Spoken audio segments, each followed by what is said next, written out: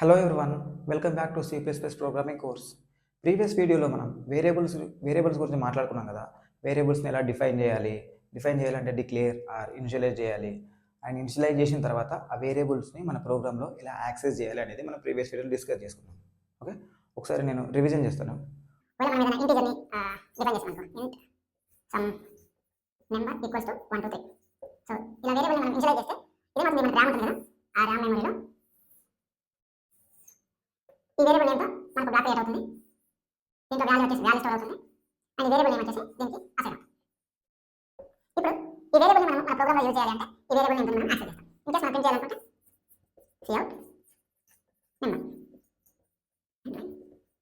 So ఈ విధంగా మనం వేరియబుల్స్ని యాక్సెస్ చేస్తాం. ఒకవేళ ఈ మెమరీలో లేని వేరియబుల్ని మనం యాక్సెస్ చేయడానికి ట్రై చేస్తే అది మనకు ఎర్రర్ ఇస్తుంది. This is about variables.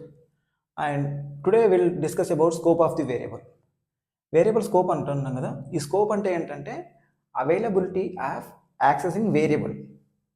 ఆ వేరియబుల్ని మన మెమొరీలో ఉంటే యాక్సెస్ చేయడం, అండ్ ఆ మెమొరీలో ఆ వేరియబుల్ ఉంటే దాన్ని యాక్సెస్ చేయాలి. దాన్ని మనం స్కోప్ ఆఫ్ ది వేరియబుల్ అంటాం అనమాట.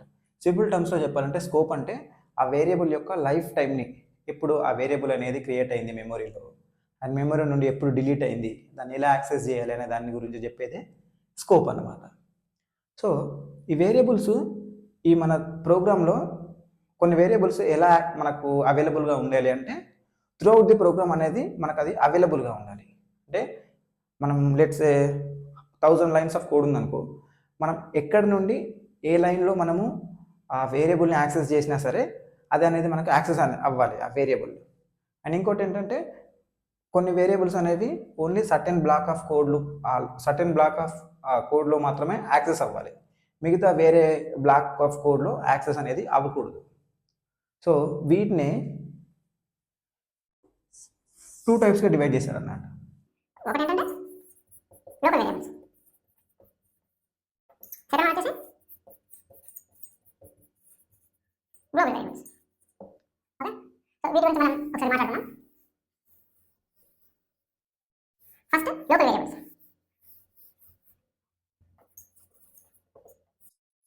Local variables.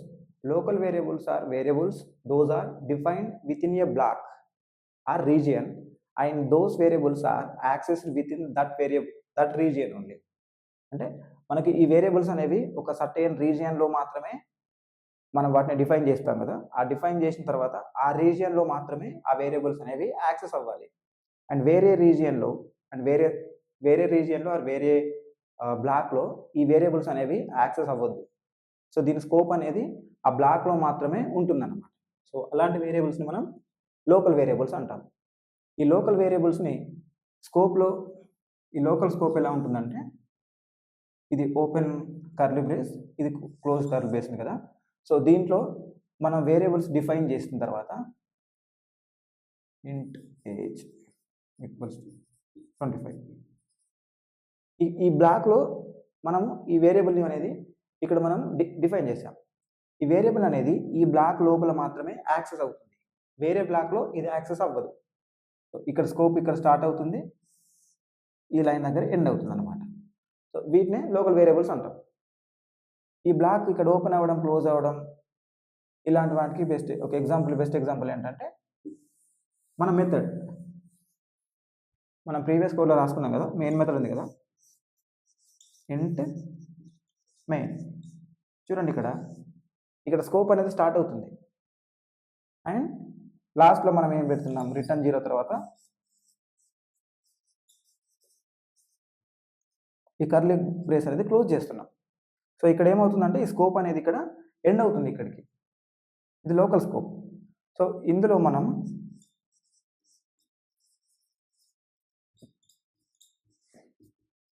ఈ వేరియబుల్ డిక్లేర్ చేస్తే ఏమవుతుందంటే మనకు మెమొరీలో స్టోర్ అవుతుంది, అది ఓకే. బట్ ఇంకోటి ఏం గుర్తుంచి పెట్టుకుంటుందంటే ఈ బ్లాక్లో మాత్రమే ఈ వేరియబుల్ అనేది క్రియేట్ అయింది, అది కూడా గుర్తుపెట్టుకుంటుంది అన్నమాట. సో ఇక్కడ ఇది ర్యామ్లో మెమొరీ అనుకుంటే, సో ఇక్కడ మనకి స్కోప్ స్టార్ట్ అయింది. లెట్స్ సే ఈ స్కోప్ ఇక్కడ ఉందనుకో, ఈ స్కోప్లో ఈ ఏజ్ అనే వేరియబుల్ క్రియేట్ అయింది, అండ్ దాని వాల్యూ వచ్చేసి 25. ఇప్పుడు నెక్స్ట్ ఈ స్కోప్లో ఉన్న వేరియబుల్స్ని ఈ స్కోప్లోనే మనం యాక్సెస్ చేయొచ్చు. కాబట్టి cout ఏజ్ ఇది మనకు ఎర్రర్ ఏమి ఇవ్వదు, ఎందుకంటే మనము ఈ స్కోప్లోనే ఈ వితిన్ స్కోప్లోనే మనము యాక్సెస్ చేయడానికి ట్రై చేస్తున్నాం. ఇలా కాకుండా వేరే స్కోప్లో ట్రై చేసామనుకో ఈ ఏజ్ని యాక్సెస్ చేయడానికి, అప్పుడు మనకు ఎర్రర్ ఇస్తుంది. సో వేరే స్కోప్ అంటే ఇప్పుడు ఇది ఒక మెయిన్ మెథడ్. ఈ మెయిన్ మెథడ్కి ఈ స్కోప్ అనేది ఇక్కడ నుండి స్టార్ట్ అయింది, ఇక్కడ నుండి ఎండ్ అయింది. నేను ఈ మెయిన్ మెథడ్ కాకుండా వేరే మెథడ్ని డిఫైన్ చేస్తాను అన్నమాట. సో ఆ మెథడ్లో ఈ వేరియబుల్ని యాక్సెస్ చేయడానికి ట్రై చేస్తాను. ఫంక్షన్ సింటాక్స్ ఎలా ఉంటుంది? డేటా టైప్, ఆ function name, open brace, close brace and ఈ స్కోప్ ఇక్కడ స్కోపింగ్ బ్రేసెస్. ఓకే, ఇది ఫంక్షన్ యొక్క సింటాక్స్. సో ఇక్కడ నేను ఇంటీజర్ రిటర్న్ చేస్తున్నా కదా, ఇప్పుడు నేను ఒక చెక్ అనే ఒక మెథడ్ రాస్తున్నా. దాని నుండి నేను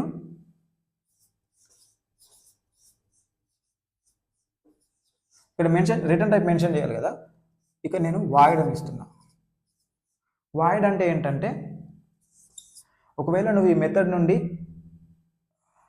మెథడ్ ఆర్ ఫంక్షన్, ఈ ఫంక్షన్ నుండి నువ్వేం రిటర్న్ చేయాలనుకోవట్లేదు అనుకుంటే ఇక్కడ మనం వాయిడ్ అని పెట్టుకోవచ్చు. వాయిడ్ అంటే nothing, I'm returning nothing from this function. So అలాంటప్పుడు మనం వాయిడ్ యూజ్ చేస్తాం అనమాట. సో ఇప్పుడు నేను ఈ ఏజ్ అనే వేరియబుల్ని ఇక్కడ యాక్సెస్ చేయడానికి ట్రై చేస్తాను. సో ఇక్కడ ఈ స్కోప్ ఉంది కదా, ఇక్కడ మన స్కోప్ స్టార్ట్ అవుతుంది, ఎండ్ అవుతుంది. కాబట్టి మెమరీలో ఏమవుతుంది, ఇంకో స్కోప్ అనేది క్రియేట్ అవుతుంది. ఓకే, ఈ స్కోప్ దీన్ని రిప్రజెంట్ చేస్తుంది. సో మనం ఇక్కడ ఏం చేస్తున్నాం, cout ఏజ్. ఓకే, ఈ ఫంక్షన్లో మనము దీన్ని యాక్సెస్ చేయడానికి ట్రై చేస్తున్నాం. మనం ఇక్కడ ఫంక్షన్ క్రియేట్ చేసాం అండ్ ఈ ఫంక్షన్లో ఉన్న కోడ్ ఎగ్జిక్యూట్ అవ్వాలి అంటే మనం ఏం చేయాలంటే ఆ ఫంక్షన్ని కాల్ చేయాలి. మనకు మెయిన్ ఫంక్షన్ అనేది డిఫాల్ట్గా కాల్ అవుతుంది. సో అందుకోసం అని చెప్పేసి మన ఎగ్జిక్యూషన్ అనేది ఇక్కడ స్టార్ట్ అవుతుంది. బట్ ఈ ఫంక్షన్ ఎక్కడ కాల్ అవుతుంది, ఈ ఫంక్షన్ ఎక్కడ కాల్ అవ్వట్లేదు. కాబట్టి మనం ఏం చేయాలంటే ఈ మెయిన్ ఫంక్షన్ నుండి మనం ఈ ఫంక్షన్ని కాల్ చేయాలి. ఎలా కాల్ చేయాలంటే ఆ function name check. So execution ఎలా స్టార్ట్ అవుతుందంటే ఈ లైన్కి వస్తుంది. ఈ లైన్కి వచ్చి ఈ వేరియబుల్ని ఇనిషియలైజ్ చేస్తున్నాం. నెక్స్ట్ ఆ వేరియబుల్ని ప్రింట్ చేస్తున్నాం. దీని తర్వాత ఏమవుతుందంటే ఈ ఫంక్షన్ కాల్ చేస్తున్నాం. ఈ ఫంక్షన్ కాల్ చేస్తే ఇప్పుడు ఎగ్జిక్యూషన్ ఎక్కడికి వెళ్తుందంటే ఈ ఫంక్షన్ దగ్గరికి వస్తుంది. ఈ ఫంక్షన్ దగ్గరికి వచ్చి ఇక్కడ స్కోప్ అనేది క్రియేట్ చేస్తుంది. ఇక్కడ మనం ఏం చేస్తున్నాం, ఏజ్ అనే వేరియబుల్ని మనం యాక్సెస్ చేస్తున్నాం. కాకపోతే ఇప్పుడు ఇదేంటి, ఈ స్కోప్లో ఉంది కదా, ఈ ఏజ్ అనే వేరియబుల్ని ఈ స్కోప్లో చెక్ చేస్తుంది. ఈ స్కోప్లో ఏజ్ అనే వేరియబుల్ ఉందా లేదా అని చెక్ చేస్తుంది. ఈ స్కోప్లో వేరియబుల్ లేదు. సో ఇదేం చేస్తుందంటే మనకి ఎర్రర్ ఇస్తుంది. ఏమని, ఈ ఏజ్ అనే వేరియబుల్ని నువ్వు డిఫైన్ చేయలేదు అని చెప్పేసి మనకి ఎర్రర్ ఇస్తుంది. ఎందుకంటే ఇది లోకల్ వేరియబుల్, ఇది వచ్చేసి లోకల్ వేరియబుల్, ఈ ఫంక్షన్కి ఇది లోకల్ వేరియబుల్ అండ్ ఈ ఫంక్షన్లో ఈ వేరియబుల్ అనేది లేదు. అందుకని చెప్పేసి అది ఎర్రర్ ఇస్తుంది. సో లోకల్ స్కోప్లో ఉన్న వేరియబుల్స్ని మాత్రమే యాక్సెస్ చేయొచ్చు, వేరే స్కోప్లో ఉన్న వేరియబుల్స్ని మనం యాక్సెస్ చేయడానికి రాదు. సో ఇప్పుడు మనం ఈ ఎర్రర్ని రెక్టిఫై చేయాలంటే ఏం చేయాలి, ఈ ఏజ్ అనే వేరియబుల్ని డిఫైన్ చేయాలి. సో మనం ప్రీవియస్ వీడియోలో మనం ఏం చెప్పుకున్నామంటే, ఒక వేరియబుల్ని మనం డిఫైన్ చేస్తే ఇదే నేమ్తోని కొత్త వేరియబుల్ నేమ్ని డిఫైన్ చేయడానికి రాదు అని చెప్పుకున్నాం కదా. సో అది మనం సేమ్ వేరియబుల్ నేమ్ అనేది డిఫైన్ చేయడానికి ట్రై చేస్తే ఎర్రర్ ఇచ్చింది. అప్పుడు మనం ఏం చేసామంటే సేమ్ స్కోప్లో, ఇదే స్కోప్లో అంటే ఇక్కడ ఏజ్ అనే వేరియబుల్ ఉంటే మళ్ళీ మనం ఇదే స్కోప్లో ఆ వేరియబుల్ని డిఫైన్ చేయడానికి ట్రై చేసాం. సో అప్పుడు ఏం చేసింది, మనకు ఎర్రర్ ఇచ్చింది, మనం సేమ్ వేరియబుల్ నేమ్ అనేది వాడకూడదు అని. సేమ్ స్కోప్లో అంటే ఈ సేమ్ స్కోప్లో మనము ఆ variable name multiple times use చేయకూడదు. కాకపోతే వేరే స్కోప్లో మనము ఆ variable name, same variable name అనేది యూజ్ చేసుకోవచ్చు, ఎందుకంటే అది డిఫరెంట్ స్కోప్లో క్రియేట్ అవుతుంది కాబట్టి. సో ఇక్కడ మనం ఈ వేరియబుల్ అనేది ఇచ్చుకోవచ్చు. So let's say age equals to 24 ఇచ్చామనుకో. ఇప్పుడు ప్రోగ్రామ్ ఎలా ఎగ్జిక్యూట్ అవుతుందంటే ఇంట్ ఏజ్ ఈక్వల్స్ టు 25 ఇక్కడ మనకు క్రియేట్ అయింది వేరియబుల్. నెక్స్ట్ మనం దీన్ని ప్రింట్ చేస్తున్నాం కాబట్టి మన టెర్మినల్లో ఏజ్ ఎంత 25 కాబట్టి 25 అనేది అవుట్పుట్ వస్తుంది. నెక్స్ట్ చెక్ అనే ఫంక్షన్ కాల్ చేస్తున్నాం. సో ఎగ్జిక్యూషన్ అనేది ఇక్కడ నుండి ఇక్కడికి వస్తుంది. మళ్ళీ ఇక్కడ చెక్ అనే ఈ ఫంక్షన్లో ఇంకో వేరియబుల్ని నేను డిఫైన్ చేశాను. So age equals 24. సో ఈ స్కోప్లో ఇప్పుడు ఏం చేస్తుందంటే ఒక వేరియబుల్ క్రియేట్ చేస్తున్నాం. దీని నేమ్ వచ్చేసి ఏజ్ అండ్ దీని వాల్యూ వచ్చేసి 24. సో ఇక్కడ మనం ఏజ్ని ఏం చేస్తున్నాం, ప్రింట్ చేస్తున్నాం. సో ఇక్కడ ఏజ్ అంటే ఎంత, ఇక్కడ 24 కాబట్టి ఇక్కడ ఏం ప్రింట్ అవుతుంది, 24 ప్రింట్ అవుతుంది. ఓకే, సో ఇది లోకల్ వేరియబుల్స్ గురించి. ఇది డిఫరెంట్ స్కోప్ ఉన్నప్పుడు, ఇక్కడ స్కోప్ ఉంది, ఇప్పుడు ఇక్కడ స్కోప్ ఉంది. సో ఇది డిఫరెంట్ స్కోప్ కాకుండా మనం ఇన్నర్ స్కోప్ గురించి ఒకసారి డిస్కస్ చేద్దాం. ఇన్నర్ స్కోప్ అంటే ఏంటంటే స్కోప్లోనే ఇంకో స్కోప్.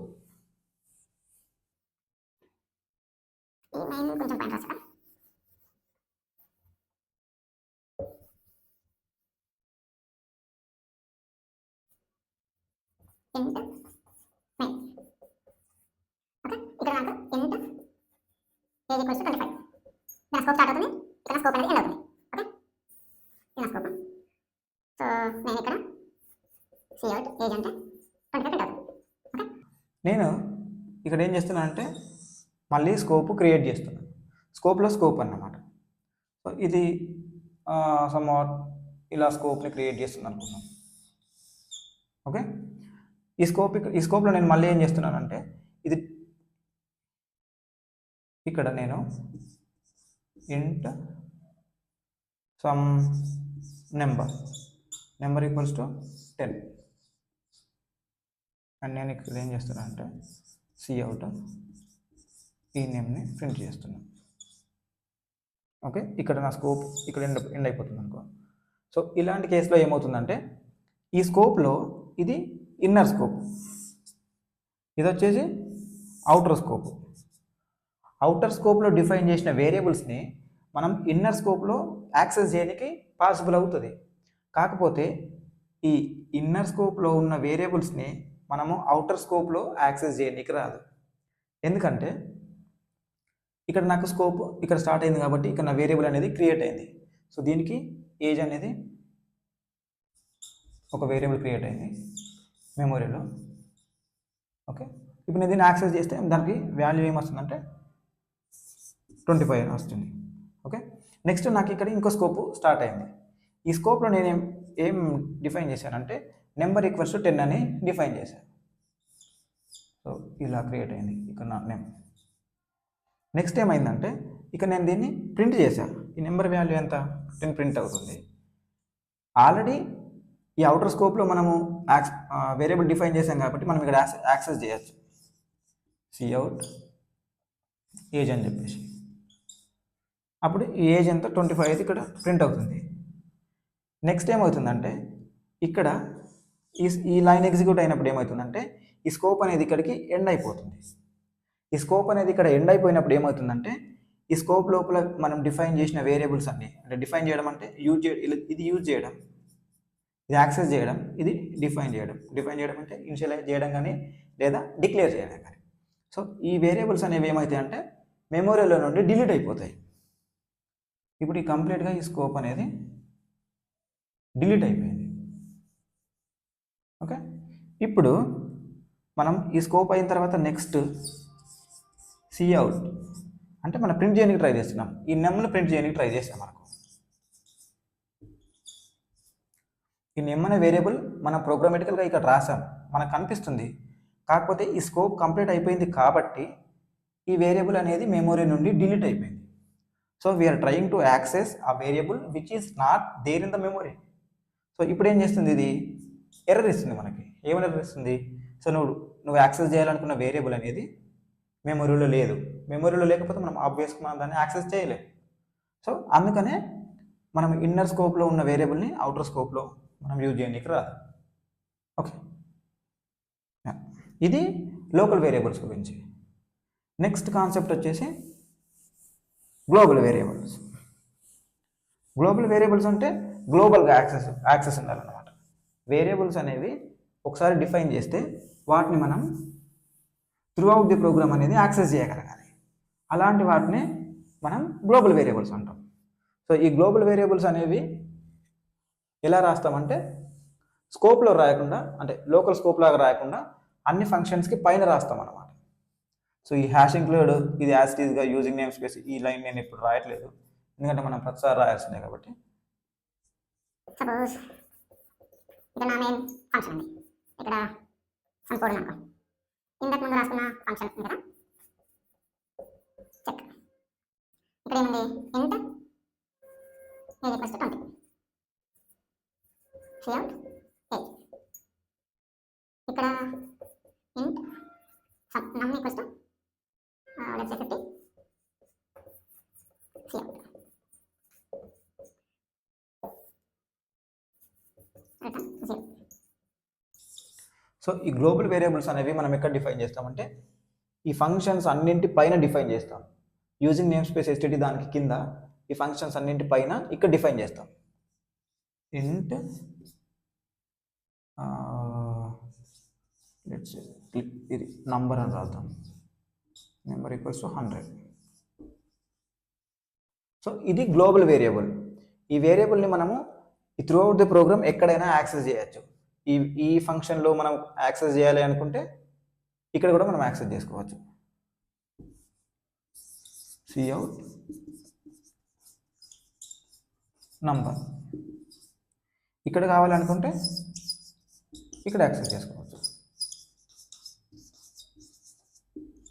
సో ఇలా ఎన్ని ఫంక్షన్స్ ఉన్నా సరే, ఎన్ని స్కోప్స్ ఉన్నా సరే, మనం ఎక్కడ కావాలంటే అక్కడ ఈ గ్లోబల్ వేరియబుల్స్ అనేవి యాక్సెస్ చేసుకోవచ్చు. సో ఇలా ఎక్కడి నుండి అయినా సరే మనము యాక్సెస్ చేయగలిగిన వేరియబుల్స్ని గ్లోబల్ వేరియబుల్స్ అని అంటాం. ఓకే ఓకే నెక్స్ట్ ఈ గ్లోబల్ వేరియబుల్స్లో ఏంటంటే, సో ఇప్పుడు డిఫరెంట్ స్కోప్స్లో సేమ్ నేమ్ వేరియబుల్ నేమ్స్ అనేవి ఉండొచ్చు. సో మనం ఇక్కడ ఈ స్కోప్లో ఉందనుకో, ఇక్కడ ఒక నెమ్ అనే వేరియబుల్ ఉంది, మనం ఇక్కడ ప్రింట్ చేస్తే ఈ నెమ్ అనే వేరియబుల్ తీసుకుంటుంది. వేరే స్కోప్లోకి వెళ్తే అక్కడ నెమ్ అనే వేరియబుల్ ఉంటే మనం అక్కడ దాన్ని యాక్సెస్ చేయడానికి ట్రై చేస్తే, ప్రింట్ చేయడానికి ట్రై చేస్తే అక్కడ ఏ వాల్యూ అయితే ఉంటుందో ఆ వాల్యూ ప్రింట్ అవుతుంది. ఇప్పుడు సపోజ్ నా లోకల్ స్కోప్లో లోకల్ వేరియబుల్ ఏముందంటే ఈ గ్లోబల్ వేరియబుల్ నేమ్తోనే ఉంది, ఇంట్ నంబర్, ఇది వచ్చేసి 50. ఇప్పుడు నేను సిఅవుట్ నెంబర్ ఇలా ప్రింట్ చేస్తే ఈ గ్లోబల్ వాల్యూ ప్రింట్ అవుతుందా లేదంటే లోకల్ వాల్యూ ప్రింట్ అవుతుందా, ఇది క్వశ్చన్. సో ఇక్కడ ఏంటంటే global value and local value same variable name ఉన్నప్పుడు ఏమవుతుందంటే ఇప్పుడు మన ఎగ్జిక్యూషన్ అనేది ఇక్కడ స్టార్ట్ అయింది, గ్లోబల్ వేరియబుల్ ఉంది, ఇక్కడికి వచ్చింది. నెక్స్ట్ ఇక్కడ నెంబర్ని మనం ప్రింట్ చేయడానికి ట్రై చేస్తాం. గ్లోబల్ వేరియబుల్ నంబర్,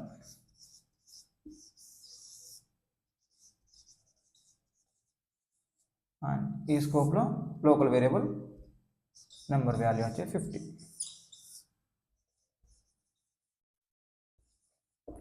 సో ఇలాంటి సిచ్యువేషన్లో ఏం చేస్తుందంటే ఈ కంపైలర్ అనేది లోకల్ వేరియబుల్కి ప్రిఫరెన్స్ ఇస్తుంది అనమాట. సో ఇప్పుడు నెంబర్ అనేది ఇక్కడ ఏంటి 50 కాబట్టి మనకు అవుట్పుట్లో ఏమొస్తుంది 50 వస్తుంది. గ్లోబల్ వేరియబుల్కి లెస్ ప్రిఫరెన్స్ ఇస్తుంది అనమాట. సో లోకల్ వేరియబుల్ మనకు ప్రింట్ అవుతుంది. ఒకవేళ నాకు లోకల్ వేరియబుల్ కాకుండా గ్లోబల్ వేరియబుల్ ప్రింట్ కావాలి అనుకున్నాను అనుకో, నేను గ్లోబల్ వేరియబుల్ని యాక్సెస్ చేయాలనుకున్నాను అనుకో, wear the variable name is same as local variable. So నేను అప్పుడు ఏం యూజ్ చేస్తానంటే ఇలా ఇచ్చేసి ఆ వేరియబుల్ నేమ్ అనేది మెన్షన్ చేస్తాను. సో దీన్ని ఏమంటారంటే స్కోప్ రిజల్యూషన్ ఆపరేటర్ అంటాం. సో ఈ ఆపరేటర్ వాడితే ఏమవుతుందంటే ఇది గ్లోబల్ వాల్యూని కాల్ చేస్తున్నా అని చెప్పేసి కంపైలర్కి అర్థమయ్యి ఈ గ్లోబల్ వేరియబుల్ని మనకు యాక్సెస్ ఇస్తుంది అనమాట. సో ఇక్కడ ఏం ప్రింట్ అవుతుంది, ఆ గ్లోబల్ వేరియబుల్ వాల్యూ ఎంత 100. సో ఇక్కడ 100 అనేది ప్రింట్ అవుతుంది.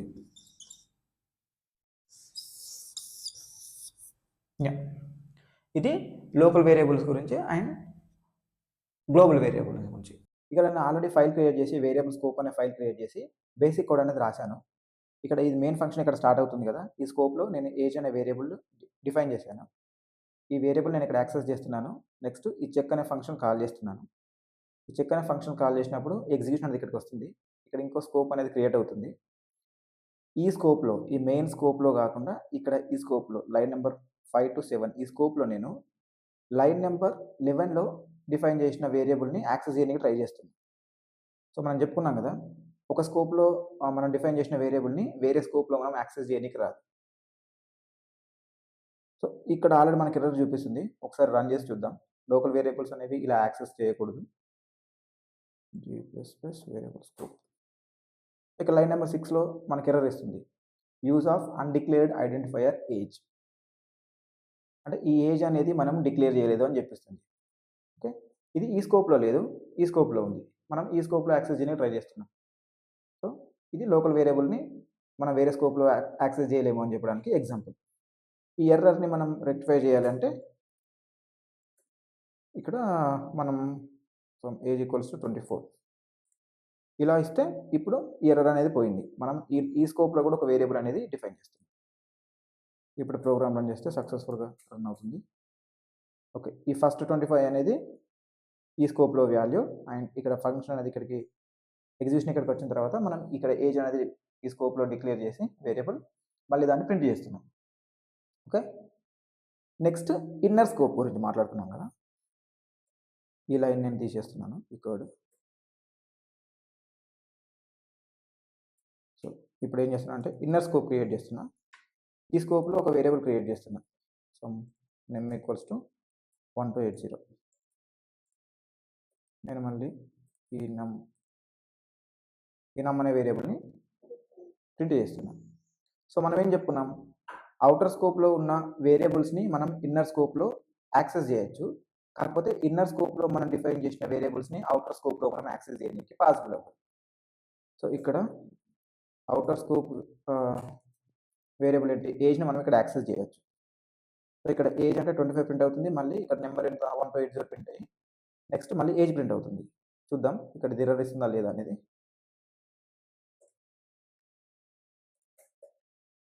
ఇక్కడ మనం చూసినట్లయితే మనం ఇన్నర్ స్కోప్లో ఈ అవుటర్ స్కోప్లో డిఫైన్ చేసిన వేరియబుల్ని యాక్సెస్ చేయొచ్చు. ఓకే, నెక్స్ట్ నేనేం చేస్తానంటే అవుటర్ స్కోప్లో ఇన్నర్ స్కోప్లో ఉన్న వేరియబుల్ని యాక్సెస్ చేయడానికి ట్రై చేస్తున్నాను. ఇక్కడ చూడండి, ఇక్కడ ఏమనిస్తుందంటే ఐడెంటిఫైయర్ నమ్ ఈజ్ అన్డిఫైన్డ్. సో ఇది ఎందుకు అన్డిఫైన్డ్ ఉంటుంది, మనం వీడియోలో చెప్పుకున్నాం కదా, ఈ స్కోప్ అనేది మెమరీ నుండి డిలీట్ అయిపోతుంది. ఈ వేరియబుల్ అనేది ఆ మెమరీ నుండి డిలీట్ అయిపోతుంది. సో అందుకే మనం దీన్ని యాక్సెస్ చేయలేదు. మళ్ళీ ఒకసారి మనం రన్ చేస్తే ఇక్కడ సేమ్ ఎర్రర్ వస్తుంది. ఈ నెమ్ అనేది డిక్లేర్ చేయలేదు అని చెప్పిస్తుంది. ఓకే, ఇది ఇన్నర్ స్కోప్ గురించి. నెక్స్ట్ గ్లోబల్ స్కోప్ గురించి మాట్లాడుకుందాం. గ్లోబల్ స్కోప్ అంటే ఒక వేరియబుల్ మనం ఇక్కడ డిఫైన్ చేస్తాం, అన్ని ఫంక్షన్స్ పైన డిఫైన్ చేస్తాం. కాబట్టి మనం ఇక్కడ ఏదైనా వేరియబుల్ని ఇలా డిఫైన్ చేద్దాం. ఈ వేరియబుల్ని నేను ఇక్కడ డిఫైన్ చేశాను, ఇనిషియలైజ్ చేశాను.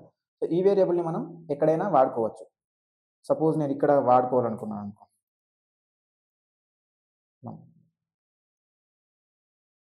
దీనికి ముందు ఒక సమ్ టెక్స్ట్ పెడతా, number in check scope. Okay, ఈ సేమ్ కోడ్ని ఇక్కడ మెయిన్ ఫంక్షన్లో యూజ్ చేస్తున్నాం, number in main scope. So same నెంబర్ని, సేమ్ వేరియబుల్ని మనం ఇక్కడ యాక్సెస్ చేస్తున్నాం. అండ్ ఈ ఫంక్షన్లో ఉన్న కోడ్ ఎగ్జిక్యూట్ కావాలంటే మనం ఇక్కడ దీన్ని కాల్ చేయాలి ఫంక్షన్.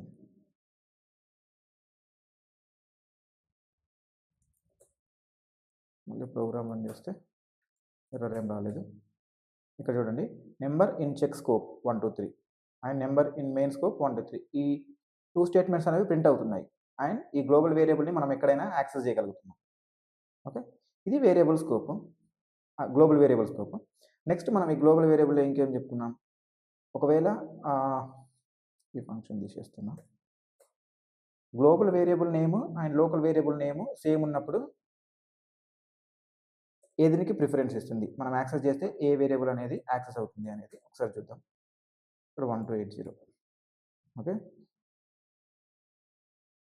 ఇప్పుడు ఇక్కడ నమ్ అని మనం ఇక్కడ ప్రింట్ చేస్తున్నాం కదా. సో ఈ నెమ్ అంటే మనకు గ్లోబల్ వేరియబుల్ వస్తుందా లోకల్ వేరియబుల్ వస్తుందా చెక్ చేద్దాం. 1280 వస్తే లోకల్ వేరియబుల్. కామెంట్ చేస్తున్నాం, ఇలా తీసేస్తాం.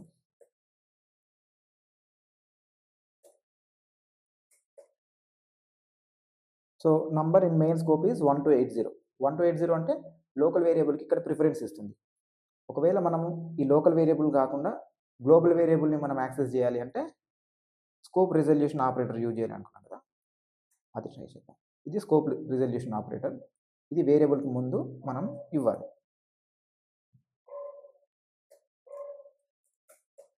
ఇప్పుడు చూసినట్లయితే 1 2 3 అంటే ఈ గ్లోబల్ వేరియబుల్ అనేది యాక్సెస్ అవుతుంది. So this is about variable scope in C++. We'll see you next video. Happy coding.